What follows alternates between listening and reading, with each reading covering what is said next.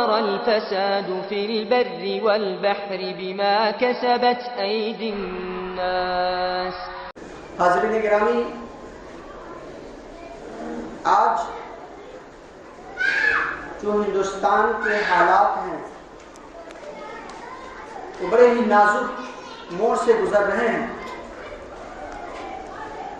ایسے حالات میں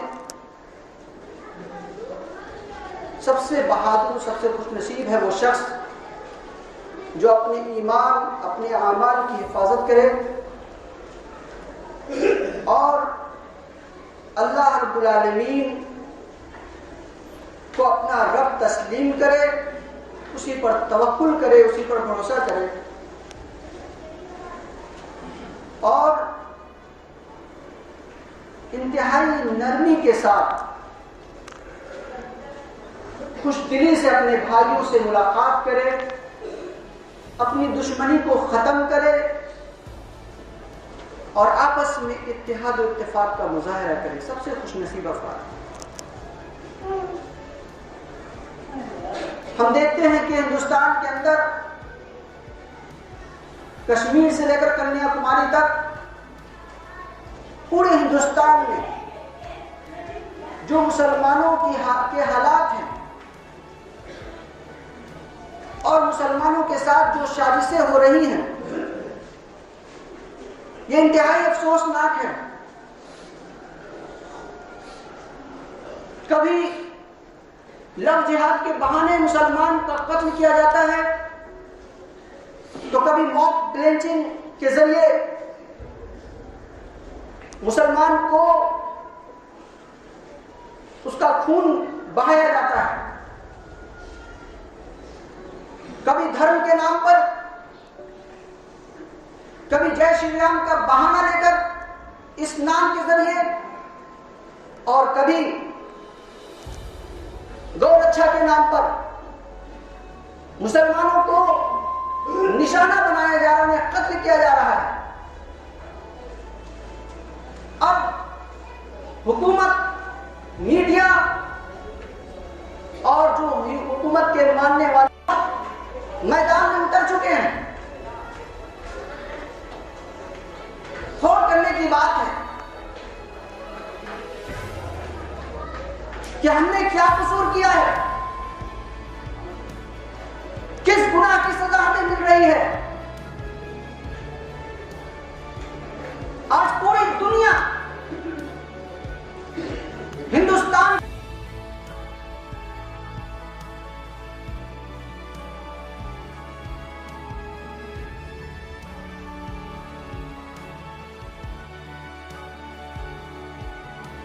کر رہی ہے، لیکن کسی کو کوئی فرق نہیں پڑ رہا ہے.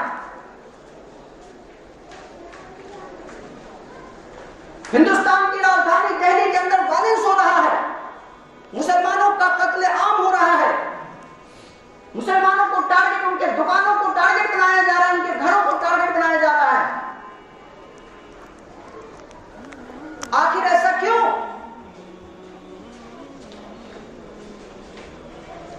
لوگ بھڑکاؤ بیان دے رہے ہیں. اگر ان کی طرف سے کوئی بھڑکاؤ بیان ہوتا ہے، کسی بھی طرح کی کوئی گرفتاری نہیں ہوتی ہے. دیش کے غداروں کو گولی مارو، سالوں کو. آپ نے یہ الفاظ سنا ہوگا. آج میڈیا کے اندر یہ چیز پھیلا ہوا ہے. 72 گھنٹے سے اوپر ہو چکا ہے. کہاں ہے کپل شرما؟ حکومت کہاں سوئی ہوئی ہے کہ جن کے بیان کی وجہ سے ہندوستان کی راجدھانی دہلی کے اندر اتنا بڑا وائلنس ہوا، مسلمانوں کا قتل عام ہوا، ان کے گھروں کو، ان کے دکانوں کو جلایا گیا. اگر ایسا ہی رہا تو پھر آنے والے دن انتہائی خطرناک ہونے والے ہیں. ہمیں یہ دن دیکھنا کیوں پڑا؟ کیا بگاڑا ہے ہم نے؟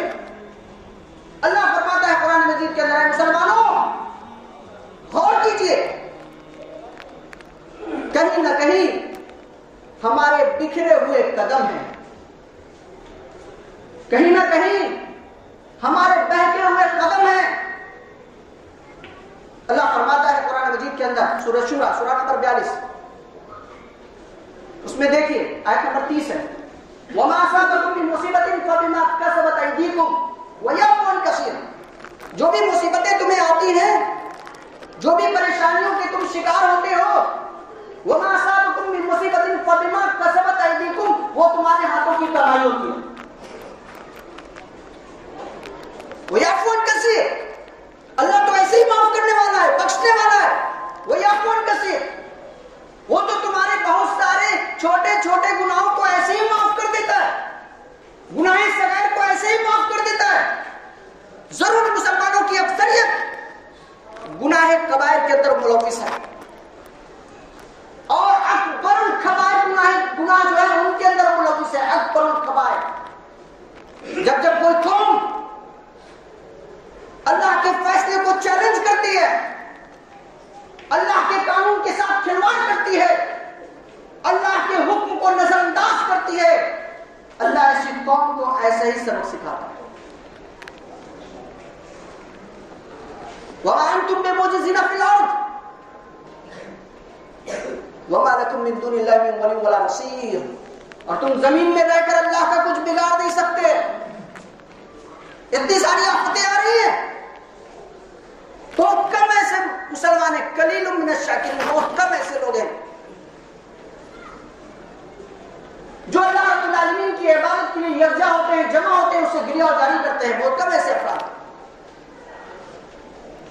ہماری غلطیاں ہیں، ہماری کوتاہیاں ہیں کہ آج ہم نے آپ کو ویسا پیش نہیں کیا، اپنے کیریکٹر کو ویسا دکھایا نہیں ہے، اپنے اخلاق کو ثابت نہیں کیا، جس کا یہ نتیجہ اللہ رب العالمین نے قرآن مجید کے اندر ایک دوسرے مقام میں فرمایا. پڑھی سورہ روم، سورہ نمبر 30 آیت نمبر 41. ظہر الفساد فی البر والبحر بما کسبت ایدی الناس لیذیقہم بعض الذی عملوا لعلہم یرجعون. کہ خشکی اور تری کے اندر فساد برپا ہو گیا لوگوں کے کرتوت کی وجہ سے. ظہر الفساد فی البر والبحر بما کسبت ایدی الناس، یہ لوگوں کے کرتوت کی وجہ سے ایسا ہوا. لیذیقہم بعض الذی عملوا لعلہم یرجعون، اور ہم نے ان کو اس نوبت پہ اس لیے لایا تاکہ وہ اپنے شریعت کی طرف لوٹ سکیں، اپنے رب کو یاد کر سکیں، اپنے دین اسلام کی حفاظت کر سکیں، اپنے شریعت کے اوپر عمل پیرا ہو سکے. وہ قوم جس کو اللہ نے تمام قوموں سے سرفراز بنایا، امت واحدہ کا سبب دیا، جسد واحد کا پیغام دیا، آج یہ آپس میں منتشر ہے، ان کے خیالات منتشر ہیں، ان کے عقائد منتشر ہیں، ان کے اعمال منتشر ہیں. مسلمانوں کا یہ حال ہے. اللہ فرماتا ہے سنو، قُلْ سِیرُوا فِی الْأَرْضِ فَانظُرُوا کَیْفَ کَانَ عَاقِبَةُ الَّذِینَ مِن قَبْلُ. تم زمین میں چلو اور چل کر دیکھو کہ پچھلی قوموں کا کیا انجام ہوا. شریعت سے دور بھاگنے کے نتیجے میں آج بہت سارے مسلمان نوجوانوں کی حالت ہے کہ دینی تعلیم سے کافی دور ہیں، انہیں عبادت نہیں پتا. نماز، روزہ، زکوٰۃ، حج، یہ ساری چیزیں رسمی بن چکی ہیں، انہیں نہیں معلوم عبادت کا طریقہ، بڑوں کی قدر کرنا نہیں جانتے، چھوٹوں پر شفقت نہیں کرتے، ان کی زبان کے اندر نرمی نہیں ہے، خواہشات کے غلام بنے بیٹھے ہوئے ہیں اور سمجھ رہے ہیں کہ اللہ رب العالمین ہماری گرفت نہیں کرے گا. اللہ فرماتا ہے تم زمین کے اوپر چلو چل کر دیکھو. قُلْ سِیرُوا فِی الْأَرْضِ فَانظُرُوا کَیْفَ کَانَ عَاقِبَةُ الَّذِینَ مِن قَبْلُ.